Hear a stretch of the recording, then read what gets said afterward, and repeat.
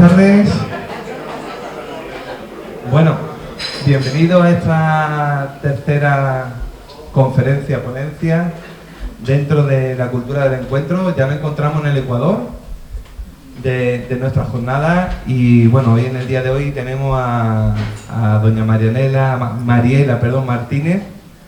Ella es profesora también del Centro de Estudio de Teología de Málaga y bueno, nos va a dar una magnífica ponencia, la cual será presentada por nuestro amigo Don Salvador, párroco igualmente de la parroquia de Santa María de la Amargura en Málaga, igualmente es profesor del Centro de Estudio y doctor en Teología.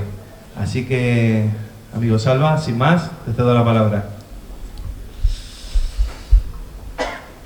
Muy buenas tardes. Es una alegría de nuevo volver a encontrarnos en este tercer día de jornadas, de conferencias, de reflexión y de encuentro, porque yo creo que lo que primero estamos experimentando entre nosotros mismos, que estamos siguiendo con cariño y con ilusión y con bastante atención estas jornadas, este ciclo de conferencias, es precisamente esa capacidad que tenemos también de demostrar que esto es un verdadero encuentro. Hemos creído en el amor de Dios. Así puede expresar el cristiano la opción fundamental de su vida. Porque no se comienza a ser cristiano por una decisión ética o una gran idea, sino por el encuentro con un acontecimiento, con una persona, que da un nuevo horizonte a la vida y con ello una orientación decisiva. Con esta cita de Deus Caritas Est número 1 del Papa Emérito Benedicto XVI, queremos enmarcar esta tarde, esta tercera sesión del ciclo de conferencias sobre la cultura del encuentro. Si vamos haciendo un pequeño recorrido, el primer día nos hablaron de los elementos fundamentales para esa cultura del encuentro, el profesor Torralba. Ayer también nuestro querido Rafael Vázquez, pues propuso el encuentro entre las religiones, un tema interesante y sobre todo tan importante en esta ciudad también de Marbella. Y hoy nos vamos a centrar, guiados por la profesora Mariela Martínez, en el encuentro con Jesús o encuentros con Jesús, que son encuentros transformadores y regeneradores. Mariela Martínez nació en Jaén, no me ha querido decir el año, pero no importa, las mujeres nunca dicen los años. Ella es religiosa de la Congregación de Santo Domingo, por lo tanto, como bien sabéis, esta congregación que se dedica también al mundo de la enseñanza y al mundo intelectual y de la investigación. Ella es licenciada en farmacia, pero cambió el despacho de la farmacia y los medicamentos para dedicarse al estudio de la teología bíblica. Ya es doctora en teología bíblica. Es profesora, por lo tanto, de Biblia en el Centro Superior de Estudios de Málaga, al que pertenecemos varios de los que hemos pasado por aquí estos días y que con tanto cariño hemos querido colaborar con vosotros, especialmente con la parroquia de la Encarnación y con don José en montar esta jornada. Y también del Instituto Lumen Gentium de Granada. Coordina y forma parte del equipo sur de Cáritas Española, encargada de hacer esos libros que son muy famosos y que seguro conocéis, de los guiones litúrgicos de Adviento, Navidad y de Cuaresma, Pascua, que tanto bien nos hacen a la gente de las parroquias y a los que nos acercamos a ellos. Forma parte del equipo de redacción de Palabra al Día de dominicos.org, puesto que su vinculación, por supuesto, a la orden de los dominicos, en este caso de las dominicas, es importante. Pertenece además a la Asociación Bíblica Española, en la que trabaja en el Seminario de Investigación El Antiguo Testamento en el Nuevo. Tiene numerosas publicaciones, entre las que voy a destacar solo la obra Haced discípulos, que recomiendo leáis. Yo creo que es su tesis doctoral. El discipulado en el Evangelio de Mateo a la luz de la literatura rabínica, que está publicada en la colección Biblioteca Midrásica del Verbo Divino. Imparte charlas, conferencias y cursos de formación bíblica, bueno, pues a todos los niveles y a todos los destinatarios, a religiosas, sacerdotes, laicos. Institucionalmente, pues dentro de su congregación en este momento es consejera general de esta congregación de Santo Domingo. Ya nada más que le falta ser la superiora general, para que mande sobre todas las demás monjas. Pero eso esperemos que el Espíritu Santo la libre algún día de ello, ¿verdad que sí? Por lo tanto, encuentros con Jesús, encuentros transformadores y regeneradores. Hoy nos encontramos con una persona. Romano Guardini decía que el cristianismo es Jesucristo. Dejemos, por lo tanto, esta tarde que acontezca en nosotros un encuentro. El encuentro con Jesús. Toda la vida de Jesús está plagada de pequeños encuentros, de innumerables encuentros, de preciosos encuentros. Y ninguno de esos con quienes Jesús se encontró se quedó indiferente. Ojalá también nosotros en esta tarde abramos nuestro corazón y nuestra inteligencia para que ese encuentro acaezca en nosotros. Dejémonos, pues, encontrar por Él.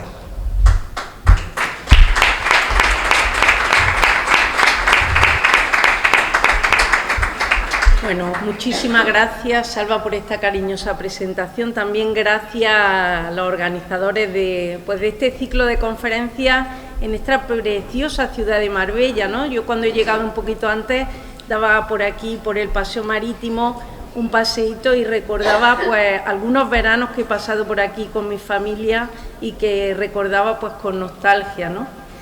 También me parecía que este lugar ya es símbolo de lo que estamos celebrando en estas conferencias, ¿no?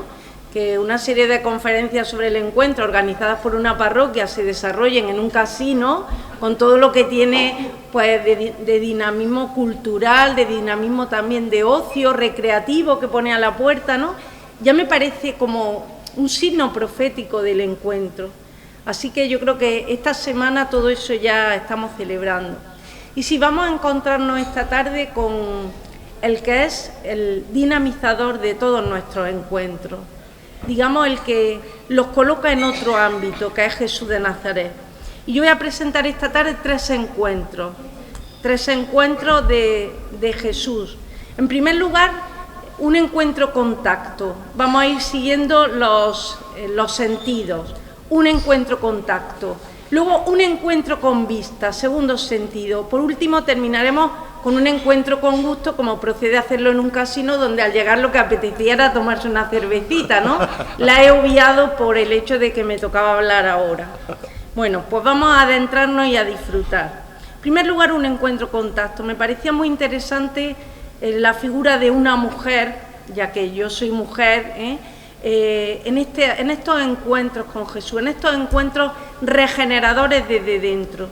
Y para acercarnos a la figura de esta mujer, yo creo que nosotros no podemos descubrir lo que supuso la figura bueno, voy a decir de este personaje histórico, pero es mucho más que un personaje histórico, ¿no? Jesús de Nazaret, si nosotros no constatamos lo que había en su tiempo en relación a la mujer, Y por eso voy a presentar brevemente cómo se vivía esta figura de la mujer en tiempos de Jesús. Mirad, hay por ahí una oración que se le atribuye a Tales, es de Diógenes Laercio, y dice que él tiene tres motivos de gratitud. Dice: estoy agradecido porque he nacido ser humano y no bestia, hombre y no mujer, griego y no bárbaro. Esto lo asumen los rabinos judíos y hacían todos los días una bendición en esta triple dimensión. Señor, bendito seas porque no me hiciste gentil. Señor, bendito seas porque no me hiciste mujer. Señor, bendito seas porque no me hiciste esclavo. Fijaos que la figura de la mujer aparece al mismo nivel que el esclavo y que el gentil, aquel que no pertenecía al pueblo de Israel. También, si nosotros cogemos pues casi cualquier obra rabínica, aquí os traigo una, dice: hay cuatro cosas que caracterizan a las mujeres, pero no a los hombres. Las mujeres son glotonas, celosas, indiscretas e indolentes. Y ahora, como buen rabino, pues prueba con la escritura donde se encuentra que la mujer es cada una de esas realidades. Dice glotonas porque está dicho: vio la mujer que el árbol era bueno de comer, tomó su fruto y comió. Celosa, ¿de dónde lo sabemos? Porque está dicho, Raquel vio que no había dado hijos a Jacob y tuvo Raquel celos de su hermana. Indiscretas, pues se dice, y Sara estaba escuchando a la puerta de la tienda a espaldas de él. Indolentes, pues está dicho, toma pronto 3 medidas de harina candeal, amásalas y haz unas tortas. Esto lo encontramos en el Tratado de Abod de Rabí Natán. Fijaos, la mujer en el pueblo de Israel, lo primero que tenemos que tener en cuenta es que el rito de pertenencia a este pueblo era un rito masculino. El rito lo encontramos en el capítulo 17 del Génesis, en ese segundo relato de la alianza que hace el Señor con Abraham. Esa alianza donde le promete un pueblo, donde le promete una descendencia, le promete una tierra para esa descendencia. ¿Y cómo significa esa alianza? Pues a través de la circuncisión. O sea que el signo de pertenencia, en ese signo la mujer, por supuesto, no entraba. Por otro lado, también la mujer era considerada impura en su regla y tras el parto, ¿no? Algo que no podía desprenderse de ello fácilmente porque era algo biológico. Y para ello yo voy a hacer como los rabinos y me voy a ir a la escritura, al texto del libro del Levítico. Dice, cuando una mujer conciba y tenga un hijo varón, quedará impura durante 7 días. Será impura como en el tiempo de su regla. Al 8º día será circuncidado el niño en la carne de su prepucio, pero ella permanecerá todavía 33 días purificándose. Mas si da a luz una niña, durante 2 semanas será impura, como el tiempo de su regla, y permanecerá 66 días más purificándose. O sea que si nacía un niño tenía 7 días de purificación y si encima nacía niña el doble. Y además los días de purificación también eran el doble. También era considerada un objeto más propiedad del marido. Así lo encontramos en el libro del Éxodo. No codiciarás los bienes de tu prójimo, dice, no codiciarás la mujer, ni su esclavo, ni su esclava, ni su buey, ni su asno, todo lo que sea de él. Es decir, la mujer aparece al mismo nivel que el esclavo o el asno. También hay que tener en cuenta que en el templo, que estaban por supuesto separados mujeres y hombres, pero el lugar reservado a las mujeres lo tenéis aquí, en este espacio, no se ve el ratón que lo pongo, en este espacio en forma de cruz, o sea, era fuera ya de donde estaba, digamos, el Santo Santorum del templo. Tampoco tenía opción a la formación ni a los trabajos, no podía asistir a la escuela elemental donde se aprendía a leer, ni siquiera donde se aprendían los libros de la Biblia, lo que se llamaba la Bet HaSefer, la casa del libro. Y además, socialmente no servía como testigo, es decir, en un juicio no podía testificar. De ahí que recordáis que en la resurrección de Jesús, pues el testimonio de las mujeres no es tenido en cuenta. Bueno, además de esto, el marido podía despedirla en cualquier momento de su matrimonio, incluso si se le pegaban las lentejas.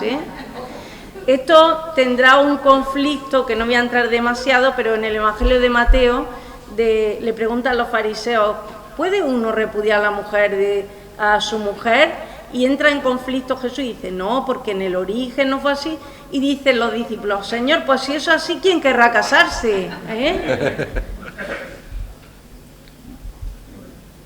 También podemos pensar que todas las reglas prohibían hablar al hombre con la mujer, con la suya propia en la calle y, por supuesto, con la ajena. Y tenemos muchos textos en este sentido, ¿no? Dice, Rabí Yehudá enseña, todo aquel que por profesión ha de estar con mujeres, no ha de quedar a solas con ellas. Nadie debe enseñar a su hijo profesiones que se desarrollen entre mujeres. Por aquí tengo otro texto que no voy a leer por no alargar. Bueno, teniendo en cuenta todo esto, podemos decir que la mujer en la época de Jesús era un ser encorvado, postrado, por supuesto incontable, ¿no? ¿Recordáis el texto de los Evangelios donde dice que comieron aquellos panes multiplicados por Jesús, 5.000 hombres, dice, sin contar mujeres y niños, ¿verdad? Los incontables. Bueno, pues en este escenario, que nunca podemos sacar a Jesús de su escenario, porque eso es la encarnación de Dios, en un espacio y en un tiempo concreto, encontramos un encuentro con Jesús, un encuentro que va a ser profundamente regenerador. Un encuentro que le he llamado yo contacto, porque se produce a través del tacto, diríamos un tacto-contacto, que es una mujer con pérdidas, la hemorroísa que conocemos normalmente, ¿no? Voy a leer el relato y luego voy a ir comentando pues algunos aspectos de él. Dice: le seguía un gran gentío que le oprimía. Entonces, una mujer que padecía flujos de sangre desde hacía 12 años y que había sufrido mucho con muchos médicos y había gastado todos sus bienes sin provecho alguno, antes bien, yendo a peor, habiendo oído lo que se decía de Jesús, se acercó por detrás entre la gente y tocó su manto. Pues decía: si logro tocar, aunque sean solo sus vestidos, me salvaré. Inmediatamente se le secó la fuente de sangre y sintió en su cuerpo que quedaba sano del mal. Al instante, Jesús, dándose cuenta de la fuerza que había salido de él, se volvió entre la gente y decía: ¿quién me ha tocado los vestidos? Sus discípulos le contestaron: ¿estás viendo que la gente te oprime y preguntas quién me ha tocado? Pero él miraba a su alrededor para descubrir a lo que había hecho. Entonces la mujer, viendo lo que había sucedido, se acercó atemorizada y temblorosa. Se postró ante él y le contó toda la verdad. Él le dijo: hija, tu fe te ha salvado. Vete en paz, queda curada de tu enfermedad. Fijaos que aquí tenemos un precioso relato que lo recogen los tres sinópticos, Marcos, Mateo y Lucas. Yo he recogido el texto de Marcos por ser el más antiguo y vamos a desglosar un poquito este encuentro. Previamente, lo que tenemos que tener en cuenta es que la sangre en sí no es simplemente un fluido biológico, sino que conlleva pues una connotación emocional, ¿no? Si yo digo tengo lazos de sangre, estoy hablando de vínculos familiares fuertes. O si yo le digo a alguien qué mala sangre tienes, le estoy diciendo que tiene más mala, no lo voy a decir aquí en público porque están grabando. En realidad, cuando alguien tiene una hemorragia, esa hemorragia siempre produce miedo. ¿Por qué? Porque el irse la sangre es la sensación de que se va la vida. De hecho, la sangre para el mundo judío era la vida, era el alma, era algo sagrado dado por Dios. Por eso ellos descuartizaban o descuartizan, los más ortodoxos los animales, y jamás comen, nunca pueden comer la sangre. Bueno, pues en este contexto tenemos la figura de esta mujer, una mujer que está perdiendo sangre.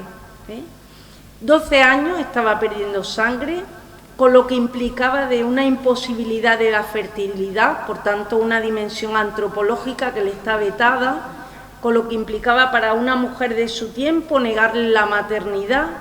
Además, es una mujer impura, así determinada por el Levítico. El Levítico no solo alude a la impureza por la menstruación normal, sino también cuando hay flujos de sangre permanentes. Ahí yo he puesto el texto. Dice: la mujer que tiene flujo, el flujo de sangre de su cuerpo, permanecerá en su impureza por espacio de 7 días, y quien la toque será impuro hasta la tarde. Cuando una mujer tenga flujo de sangre durante muchos días fuera de su tiempo, fuera del tiempo de su regla, quedará impura mientras dure el flujo de su impureza, como en los días de flujo menstrual. Entonces tendrá que hacer aquella ofrenda de los tórtolas o los 2 pichones, etcétera, etcétera.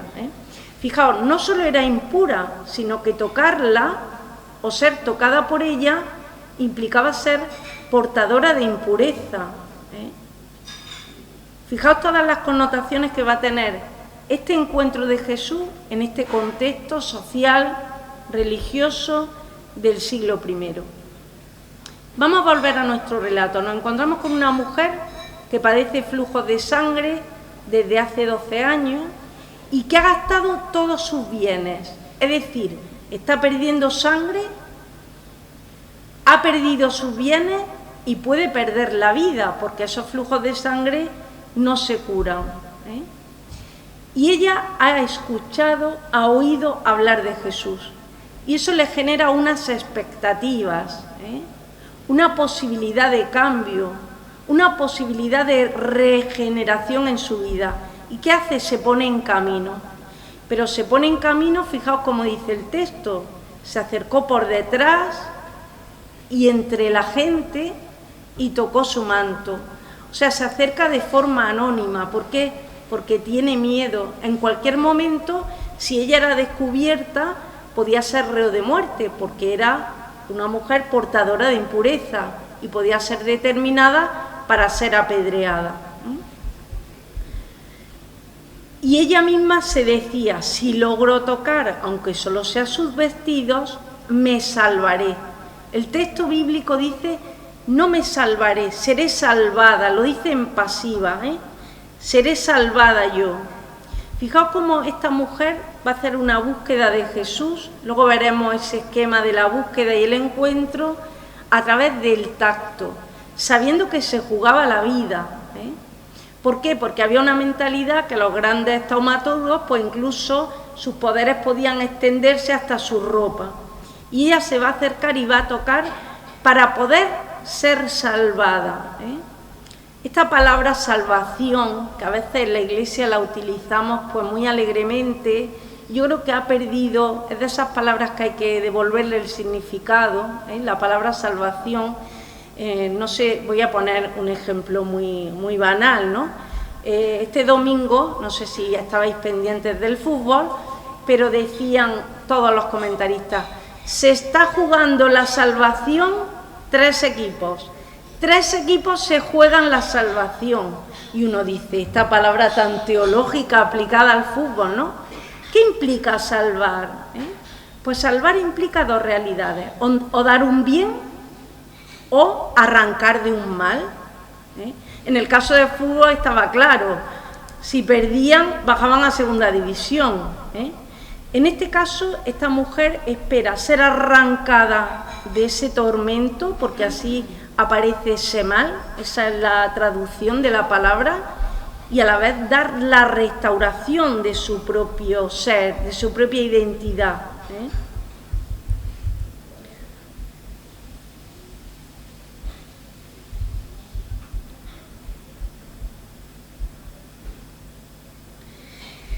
Y toca como una mujer creyente, dice, inmediatamente se le secó la fuente de sangre y sintió en su cuerpo que quedaba sano del mal. Fijaos, ella esperaba ser salvada en ese sentido amplio, en ese sentido antropológico. Sin embargo, a la vez que es salvada, es sanada, es arrancada de ese mal. Es una mujer creyente con un gran poder relacional. Dice el texto que al instante Jesús, dándose cuenta de esa fuerza, porque ella le arranca a Jesús una fuerza dinamis que había salido de él se plantea, ¿quién me ha tocado? Fijaos que ya llevamos 3 veces la palabra tocar, nos queda una 4ª. 4 veces aparece la palabra tocar en el relato. Y sus discípulos le contestan, ¿están viendo que la gente te oprime y pregunta ¿quién me ha tocado? En realidad, aquí se produce un misterio de comunicación interpersonal entre Jesús y la mujer. Un misterio restaurador. Todos los encuentros con Jesús siempre van a ser restauradores, pero aquí lo vemos de manera muy patente. Esta mujer es sanada y salvada. Pero él mira a su alrededor a ver quién le ha tocado. Entonces la mujer, viendo lo que había sucedido, se acercó atemorizada y temblorosa. Se postró ante él y le contó toda la verdad. Fijaos, antes se había acercado de manera anónima, ahora se acerca temblorosa y es capaz de presentar la verdad ante Jesús. Ya no se plantea de forma anónima, se plantea desde su verdad, desde su alecella, porque ella se ve vinculada a la fuerza de la palabra de Jesús, en el momento que Jesús interroga quién le ha tocado. Y es muy interesante lo que Jesús le afirma, donde le dice, hija, tu fe te ha salvado, vete en paz y queda curada de tu enfermedad. Mirad, esta palabra hija es la primera vez que aparece en el Evangelio, y aparece dicha a una mujer. En el fondo, aquí el evangelista está incluyendo a esta mujer ya en la comunidad. Y Jesús, que reconoce su fe, también le va a reconocer como un dinamismo curativo dentro de ella. Tu fe te ha curado, tu propio dinamismo interior es el que te ha sanado, ¿eh? Y ella quedó curada. La mujer queda curada y salvada, queda curada en las dos dimensiones. Y le dice, vete en paz, ¿eh? Ese símbolo tan judío de esa armonía plena del ser humano. En realidad, en síntesis, ¿qué podríamos decir? Podemos decir que aquí tenemos un encuentro con Jesús de una mujer que tiene iniciativa y que en medio del gentío se abre paso. ¿Para qué? Porque se sabe débil, se sabe frágil, se sabe vulnerable, ¿eh? Y busca dos cosas, busca su sanación, pero también busca su salvación, puesto que su propia enfermedad la tenía al margen de la comunidad israelita y al margen de la comunidad de fe del pueblo de Israel. Y establece un diálogo con Jesús, un diálogo que es desde el tacto, un tacto-contacto diríamos, ¿eh? Como decía antes.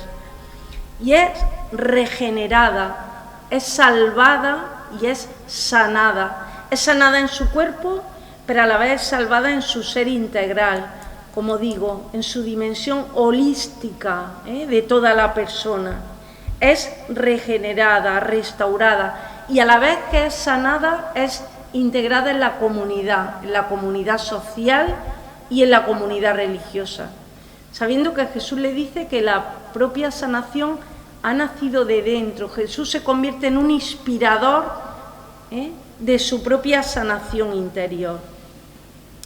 Fijaos que en realidad esta salvación, este signo, esta curación, es uno de los signos del reino, ¿eh? El reino de Jesús, el reino de Dios, que Jesús comienza anunciando en el Evangelio de Marcos, en el Evangelio de Mateo, dice, el reino está cerca, ya el tiempo se ha cumplido, convertíos y creed la buena nueva. Pues uno de los signos del reino son estas sanaciones y curaciones, ¿eh? Yo creo que en nuestra predicación tendríamos que hablar mucho más del reino y mucho menos de otras moralinas que hablamos pues muchas veces. Y voy a decirle a los curas que están aquí presentes en especial, ¿no? Y esta mujer se convierte en discípula. ¿Por qué? Porque ha creído, ¿eh? Ha sido su fe la que se ha convertido en dinamismo salvador. Fijaos, aquí tenemos un primer encuentro, un encuentro regenerador, un encuentro que supone la plenitud del ser humano. La mujer que era restaurada en su integridad, en todo su ser. Incluso, como decía, queda integrada en la comunidad. Son encuentros, por tanto, holísticos para todo el ser humano, para todas las dimensiones del ser humano y además liberadores. Bueno, aquí tenemos este encuentro precioso de esta mujer en el Evangelio de Marcos, os he presentado yo. Tenemos un segundo encuentro con otra figura marginada también en tiempos de Jesús, y en este caso voy a poner un hombre, ¿no? Para no ser discriminatoria, nosotros tampoco, que luego no nos acusen, ¿eh? En este caso, un hombre pequeño, un encuentro que va a ser desde la vista, ¿eh? También es bueno que nosotros veamos qué imagen o cuál era la figura del publicano en tiempos de Jesús, porque a veces lo leemos en los evangelios, pero no terminamos de ver como el alcance de lo que supuso este encuentro de Jesús con los publicanos, incluso que fuera capaz de llamar a un publicano a su seguimiento o de encontrarse con este publicano, como vamos a ver ahora, Zaqueo, ¿no? Mirad, los publicanos en tiempos de Jesús, aquí tenéis una lista, mirad la columna cuarta, ¿no? Ahí estaban los oficios odiosos y los oficios aborrecidos. Jugador de dados, usurero, organizador de concursos de pichones, traficante de productos del año sabático, eso estaba traficando con cosas sagradas. El pastor, porque no miraba la propiedad de nadie y ponía su oveja donde le daba la gana. Y el recaudador de impuestos y el publicano, ¿eh? Fijaos que esta lista, que la encontramos en el Talmud de Babilonia, pues nos va a presentar una serie de personajes que tenían una mancha, y esa mancha eran los oficios odiosos, e implicaba que por el hecho de tener uno de esos oficios, pensemos en los pastores también que fueron a ver a Jesús y que lo reconocieron, ¿no? también eran de esos oficios odiosos, pues ya implicaba la pérdida de los derechos civiles y políticos. ¿Por qué? Porque todos estos oficios estaban basados en el fraude, implicaba un enriquecimiento ilícito por parte de los que lo vivían, ¿eh? Abusaban y se enriquecían de forma injusta, podríamos decir. Y además, mira, era muy difícil la penitencia. ¿Por qué? Porque ¿qué penitencia es la que ponen los curas cuando uno roba? Pues tienes que restaurar lo robado. Pero los publicanos no sabían a quién le habían robado, entonces no podían resarcir su penitencia, ¿eh? Mirad el lenguaje con el que encontramos los publicanos siempre al lado. Por ejemplo, publicanos y ladrones, publicanos y paganos, publicanos y prostitutas, adúlteros y publicanos. O sea que eran la creen de la sociedad, ¿eh? La creen de la creen. No sé si vendrían aquí al Casino de Marbella. Incluso las limosnas que podían dar en un momento dado no se admitían. ¿Por qué? Porque el dinero estaba vinculado a la injusticia, al fraude, al robo, ¿eh? Es más, si formaban parte de una comunidad farisea, aquel grupo de los cumplidores de la ley, ¿eh? Pues eran expulsados si iban a dedicarse a este tema del arrendamiento de los tributos. En realidad, como digo, este grupo eran despreciados y de jure perdían ya sus derechos, eran considerados ilegales, proscritos. Además no podían dar testimonio porque ya carecían de ningún tipo de autoridad. Y en este contexto, pues como digo, es monstruoso, ¿no?, que Jesús llamara a un publicano como es Mateo o Leví a su seguimiento, o es monstruoso que Jesús fuera a comer a casa de un publicano como el que vamos a ver ahora, que es Zaqueo, ¿eh? Y aquí es donde vamos a presentar nuestro segundo encuentro, un encuentro con vista que se produce en primer lugar desde la vista. Vamos a leer el relato y ahora nos vamos a ir a Lucas, ¿eh? Porque este texto de Zaqueo solo lo tiene Lucas. Dice: habiendo entrado en Jericó, atravesaba la ciudad. Había un hombre llamado Zaqueo que era jefe de publicanos y rico. Trataba de ver quién era Jesús, pero no podía a causa de la gente, porque era de pequeña estatura. Se adelantó corriendo y se subió a un sicomoro para verle, pues iba a pasar por allí. Y cuando Jesús llegó a aquel sitio, alzando la vista, le dijo: Zaqueo, baja pronto, ¿por qué conviene que hoy me quede yo en tu casa? Se apresuró a bajar y le recibió con alegría. Al verlo, todos murmuraban diciendo: ha ido a hospedarse en casa de un hombre pecador. Zaqueo, puesto en pie, dijo al Señor: daré, Señor, la mitad de mis bienes a los pobres, y si en algo defraudé a alguien, le devolveré el cuádruplo. Jesús le dijo: hoy ha llegado la salvación a esta casa, porque también este es hijo de Abraham, pues el Hijo del Hombre ha venido a buscar y salvar lo que estaba perdido. Bueno, aquí tenemos este precioso relato del evangelista Lucas, que en el fondo, si lo leemos despacio, pues tiene mucho que ver con el relato de la llamada de Leví o la llamada de Mateo, aquel seguidor que pertenece al grupo de los 12. Mirad, en este relato nos encontramos un esquema que nos vamos a encontrar en todas las llamadas de Jesús, en todos los relatos de los seguidores de Jesús. Yo os preguntaría si en vuestro encuentro con Jesús, que me imagino que todos los que estáis aquí lo habéis tenido, antes o después, pues se ha dado este esquema. En primer lugar, la descripción del personaje, quién es, a qué se dedica. En segundo lugar, su búsqueda. El personaje tiene una intuición, ¿no?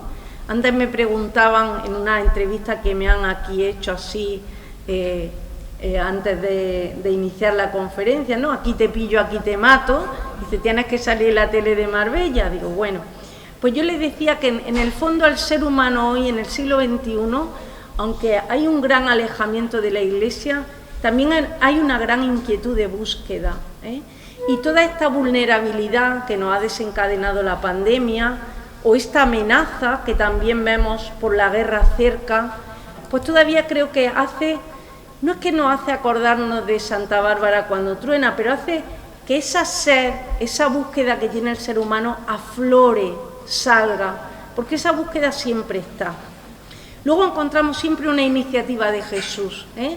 En los seguidores de Jesús, siempre Jesús toma la iniciativa, a diferencia de otros maestros, como eran los rabinos judíos o eran los griegos.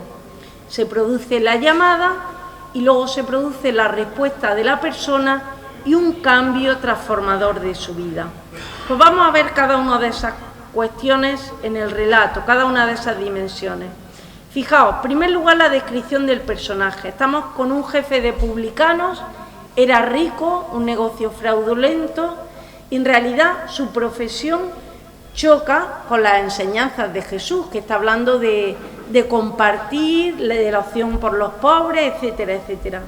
Sin embargo, este hombre, a pesar de ese estatus, él está en búsqueda y ha oído hablar de Jesús y quiere verle, quiere acercarse a él, pero tiene impedimentos, tiene dos impedimentos. Siempre a veces en nuestras búsquedas podemos tener impedimentos. En este caso, en primer lugar, pues el gentío, hay mucha gente y por tanto no puede. Y por otro lado, encima es pequeño, con lo cual ya imaginaos en cualquier evento, ¿no? Cuando uno es pequeño y quiere asomarse, pero no puede. Pero no son excusa para él, ¿eh? Se ve que la búsqueda de Zaqueo era muy fuerte. Quizás me recuerda aquel poema de Amado Nervo, ¿no? Que empieza: si le buscas, es que le tienes, ¿eh? Pues la búsqueda de Zaqueo es tan fuerte que él lo resuelve. ¿Y qué hace? Pues se sube a un árbol, se sube a un sicomoro y desde ahí lo está viendo. Pero él que está viendo a Jesús, y es Jesús el que levanta la mirada. Y ahí se cruzan esas dos miradas. ¿Cómo sería ese encuentro de esas dos miradas, eh? Uno reconoce perfectamente cuando hay una mirada de empatía, cuando hay una mirada cómplice, cuando hay una mirada amorosa, una mirada afectiva. Es por el primer lugar que nos encontramos las personas, por la mirada. Pues Jesús levanta los ojos y llama a Zaqueo, ¿eh? Y le dice: mira, baja pronto, conviene que yo me quede hoy en tu casa, ¿eh? Fijaos, en primer lugar le hace bajar de ese árbol. La frase de Jesús tiene mucho contenido. Conviene, ¿eh? Conviene. Hoy en el coche le comentaba a mi hermana en Cristo, a Mari Carmen, una frase que dice: lo que viene conviene. Si somos creyentes, lo que viene conviene. Algo será, algo hay detrás. Pues en este caso lo que dice Jesús es que lo que va a ocurrir está dentro del proyecto de Dios. Forma parte del plan salvífico, no es casualidad. Y conviene que sea hoy.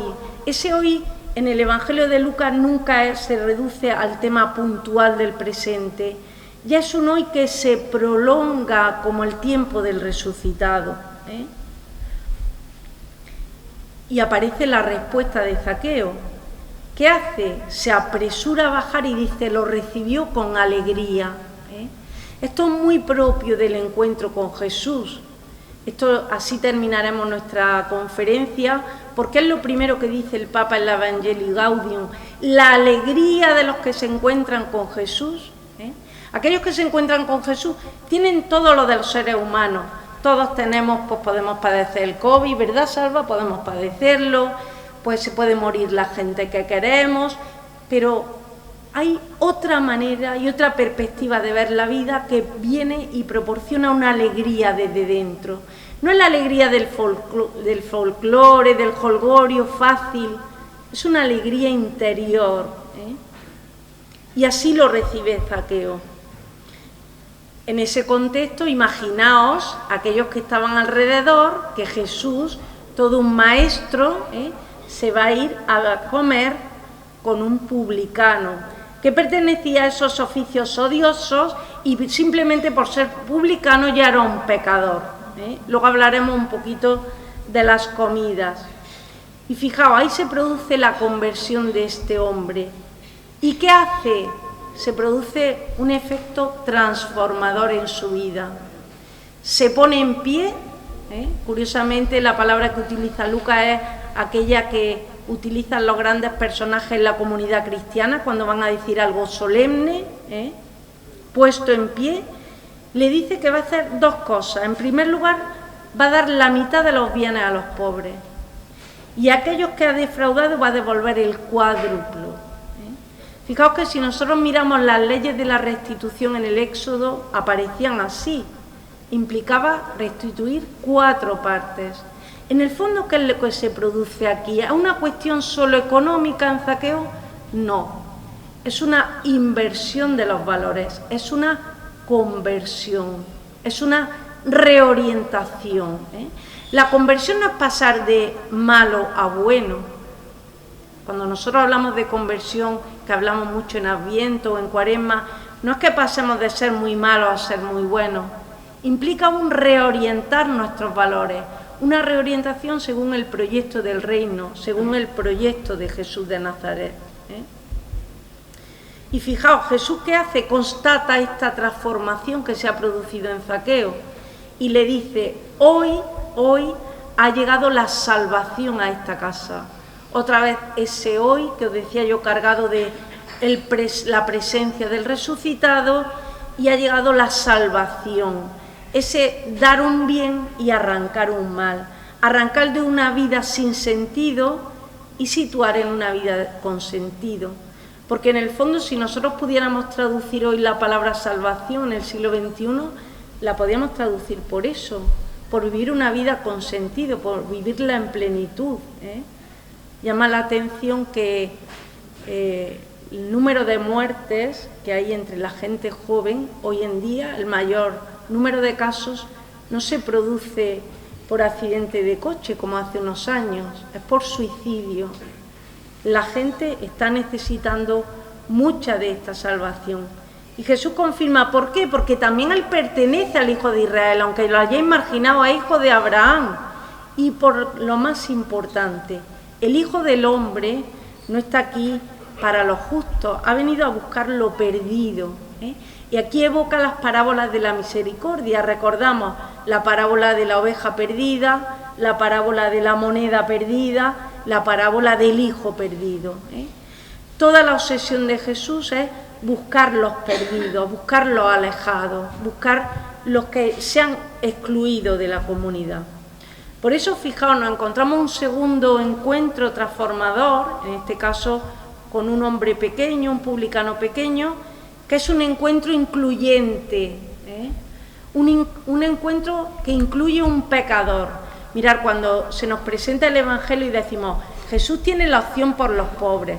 Bueno, la opción por los pobres, por los que no tienen, todavía medio la entendemos, pero eso de que los pobres sean los pecadores, oye, ya los pecadores, Señor, eso ya es demasiado empecatamiento.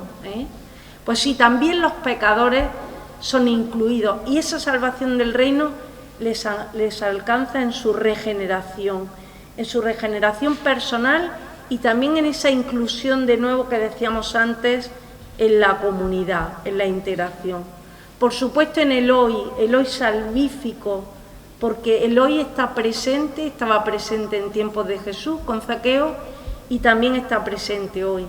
Y desde una reorientación de los valores de Jesús, porque eso es lo que va a salvar a Zaqueo y eso es lo que en el fondo también nos va a salvar en esta cultura del encuentro, reorientar los valores.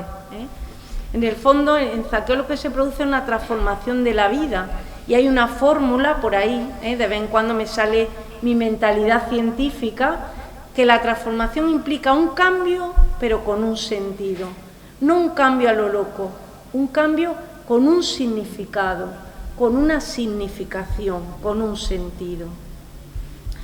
Bueno, y vamos al tercer tipo de encuentro que en el fondo se deriva de este.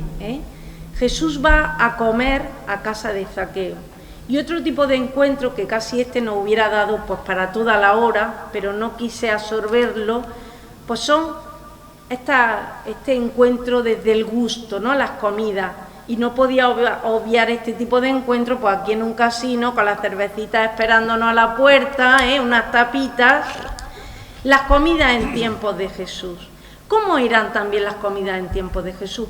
Pues tenían mucho que ver con nuestras comidas. Yo siempre pienso que en el fondo Palestina son nuestros vecinos de enfrente. Si nosotros miramos el Mediterráneo, que lo tenemos aquí en la puerta, ¿no? El Mediterráneo Jesús también lo tenía en la puerta. En el fondo son nuestros vecinos del Mediterráneo oriental. ¿Y qué se hace en una comida? Cualquier comida de familia, de amigos, en el fondo es un signo de unidad, de solidaridad, donde se comparten los valores, la vida, se establecen los lazos de comunión. Me acuerdo que decía una hermana que vivía conmigo, ya murió, que en paz descanse. Nosotros estábamos organizando una misa muy solemne de Santo Domingo, con armonio, con guitarra, con mucha percusión, a 4 voces, y ella estaba preparando la comida. Sí, mucha misa vosotros, pero si después no hay una buena comida, esta ni es fiesta ni es nada. Y es verdad, ¿eh? Las comidas son lo que nos hacen que las fiestas en realidad se conviertan en ese encuentro, son el gran símbolo del encuentro, ¿no? Pero a la vez que las comidas eran, digamos, vínculos de comunión, también segregaban. ¿Por qué? Porque los que no compartían los valores eran excluidos, bien por su conducta, como hemos visto los publicanos o las prostitutas, bien por su condición social, pensemos en los ciegos, los sordos, que se pensaba que habían pecado ellos sus padres, con lo cual no podían tampoco, o bien por su raza, por no pertenecer a ese pueblo de Israel, ¿eh? Bueno, también eran muy rígidas las normas en los ritos de los alimentos, en los ayunos, etcétera, etcétera. ¿Y qué va a hacer Jesús? Pues que Jesús va a transformar esas comidas en unas comidas incluyentes, ¿eh? Si las comidas permitían limitar la frontera de con quién se comía, Jesús va a romper esas fronteras. Y las comidas, curiosamente, van a ser los signos proféticos con fuerza provocadora que van a redefinir esas fronteras, ¿eh? Es muy interesante la pregunta: ¿a quién invito yo a mi mesa? ¿Eh? ¿Invito como a los fariseos, solo a los que comparten mis valores? ¿O soy capaz de crear una cultura del encuentro, invitando también a los diferentes? En el fondo, estas comidas van a ser los signos que pronuncian el reino. Fijaos qué manera tan bonita. El gran signo del reino son las comidas de Jesús. Los banquetazos, le llamaban que era comilón y borracho, ¿eh?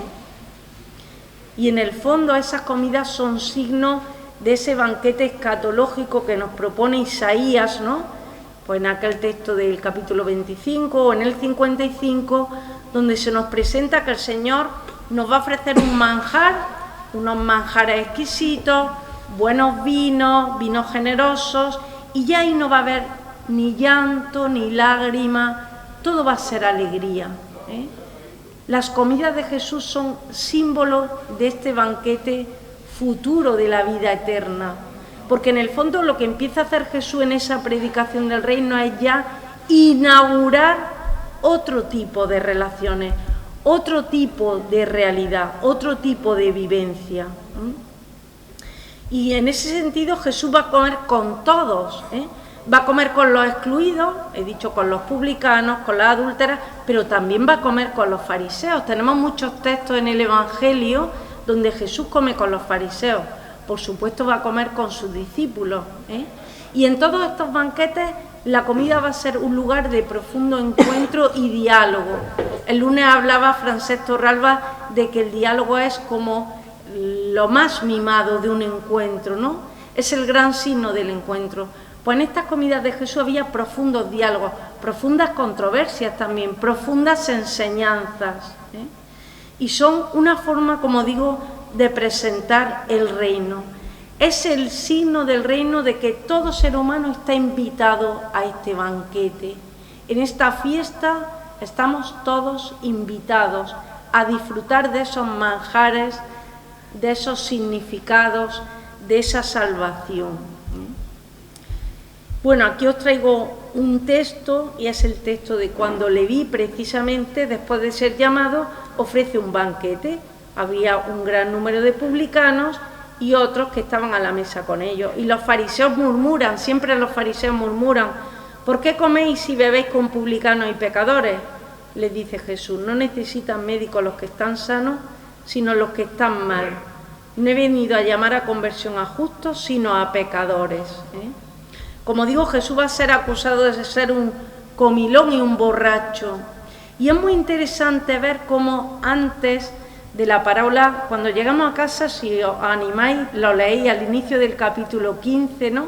Cómo aparecen dos grupos junto a Jesús. Por un lado aparecen los escribas y los fariseos y por otro aparecen los publicanos y pecadores. Los publicanos y pecadores están acercándose a Jesús para escucharle. En cambio, los fariseos y los escribas lo critican porque come con el otro grupo. Fijaos, cómo se cambian los papeles. Los que en teoría estaban cerca de Dios son los que se acercan a escuchar a Jesús. Y por contra, los que estaban, diríamos, alejados de Dios, acercados a Dios son los que lo critican. Y en ese momento es cuando Jesús cuenta esas parábolas preciosas de la misericordia.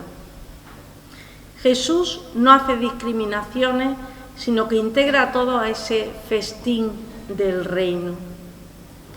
Bueno, pues vamos a ir cerrando a modo de conclusión de este encuentro con tacto, de este encuentro con vista y de este encuentro con gusto. Y voy a cerrar precisamente con la Evangelii Gaudium. Decía el número 1, que a mí me parece algo exquisitamente narrado, que la alegría del Evangelio llena el corazón y la vida entera de los que se encuentran con Jesús. Aquellos que nos hemos encontrado con Jesús alguna vez, tenemos que ver si realmente nuestro corazón está lleno de alegría. Yo me resulta muy chocante cuando le pregunta a alguien, ¿cómo te va? ¿Cómo vas? Tirando. Pues precisamente ahí no se manifiesta una gran alegría de ese encuentro con Jesús. ¿Por qué dice el Papa? Porque han sido arrancados, en ese sentido de esa salvación que arranca del mar, arrancados del pecado, de la tristeza, del vacío interior, del aislamiento. Con Jesús siempre nace y renace la alegría. Por eso también dice el Evangelii Gaudium que todo bien tiende a comunicarse. Por tanto, los que hemos vivido ese encuentro con Jesús, estamos llamados a comunicar ese encuentro, a transmitirlo a otros. Mirad, yo no sé por qué en la Iglesia hemos transmitido muchas veces el proyecto de Dios como un proyecto de recortes. Esto no se dice, esto no se hace, esto no se toca, cuando el proyecto del reino es un proyecto plenificante, que como dice el Papa llena de alegría.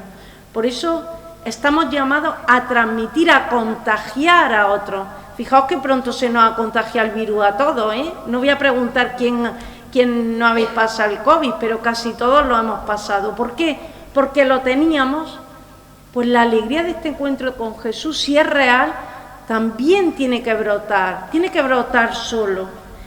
Yo digo que estamos llamados a hacer también encuentros evangelizadores.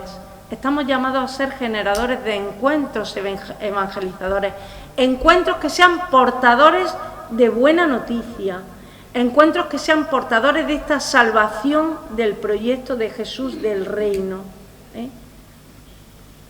Yo creo que en este mundo tan ansiado de búsqueda, tan ansiado de esperanza, tan ansiado en este momento de respuesta a tantos interrogantes, estamos llamados a contagiar estos encuentros evangelizadores. Y creo que para dinamizar estos encuentros, y con eso termino, necesitamos hacerlo desde 3 perspectivas. En primer lugar, desde un desaprender. Nos toca desaprender muchos prejuicios para provocar estos ejemplos evangelizadores. Prejuicios eclesiales, prejuicios culturales, prejuicios sociales. También desde el perdonar, el dar el perdón, la reconciliación. Y también desde el meditar. En el fondo la meditación es encontrarnos con lo más genuino de nosotros mismos, encontrarnos con nuestra verdad. En el fondo estos encuentros evangelizadores los haremos solo si unimos esas 3 palabras si los hacemos desde un despertar, si despertamos. Y el Papa nos ha llamado a este despertar, en este crear esta cultura del encuentro. Bueno, pues muchas gracias por vuestra escucha esta noche.